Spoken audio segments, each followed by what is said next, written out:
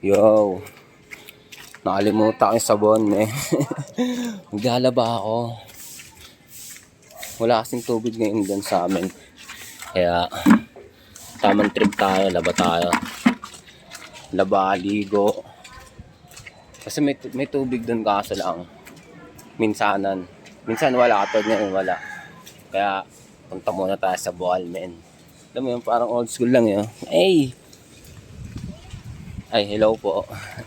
Sino mga nakaabot ng maliligo sa Bohal tapos magdadala ng mga labahin. Nagdala akong labahin para di sayang punta ko eh. No? Labahin tapos alam mo yun, nakamiss lang kasi alam ko ginagawa rin to dati ng mga magulang ninyo. Ngayon gagawin ko naman. Eh! Tapos pagbalik mo may may isang balding tubig. Pwede kayaan. Yun.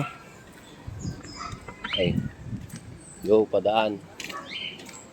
May aso pa eh. Hindi ako taga dito sa lugar na to eh. Kumbaga, ang tawag dito. Mga isang linggo pala kaming lumipat. Tapos natanong ko kung saan dito yung yung Bohal.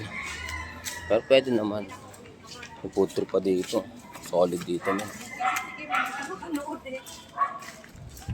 Simple lang yung buhay dito eh. Walang tao sa labas na nagkikismisan. Alam mo yan, ibang-iba yung galakan dito. Kaso lang, pag nandito ka sa labas, feeling ko, tangan ng init ka eh. Kasi hindi ako taga dito. Kumbaga, pinagtitinginan pa rin ako nila. Yan talaga pag bago ka sa lugar, men. Pero ang gaganda ng mga puno dito, ang tataas eh, no? Probinsya lang yan. Probinsya ba, pero malapit sa gate 2. Siguro, pag mula dito hanggang gate 2, 5 minutes, 10 minutes, mga ganun. Pinakamahaba na yung 10 minutes. Kasi, binay ko lang to mga 10 minutes lang. Sila kuya, nakikita ko na, nag-iigib oh. Old school style. Dito yung papunta ng Bohal. Tingnan natin. Naalala ko dito dati. Alam mo yun, sobrang lang ganda dito, men. Tingnan mo naman. Mga puno oh. Dati dumayo na kami dito. Naliligo lang kami sa sa ilog. Pero ngayon, sobrang tagal na kasi. Akala ko ngayon, hindi na ako makaranas ng ganito. Masaya pa rin ako kasi nakaranas ako ng ganito ngayon. Taas ang puno eh, no? Mga magulang niya siguro dati, naliligo sa bukal, naliligo sa ilog, may dalang balde, tapos may dalang labahan. Doon na makakita yung mga crush niya, naglalaba. Tingnan natin. Oh, natay pa pala tayo ng tulay. Ganda dito. Yan yung labahan. Oh. Ganda. Ay. Tamang BG, no? Sorry po. Ito yung labahan nila, men.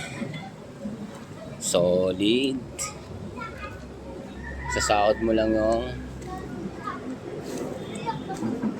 yung balde mo, tas maglalaba ka na rin. Solid dito. Old school lifestyle.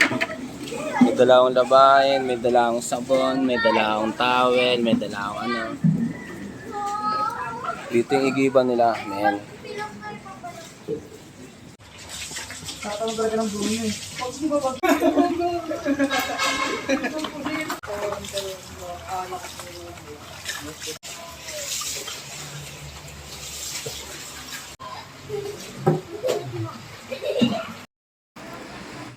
Solve.